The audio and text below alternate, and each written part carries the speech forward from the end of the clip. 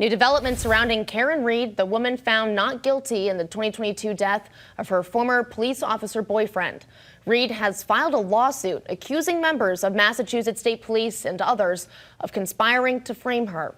Reed was accused of hitting John O'Keefe with her car outside of a house party, leaving him to die. Reed was acquitted in this case over the summer.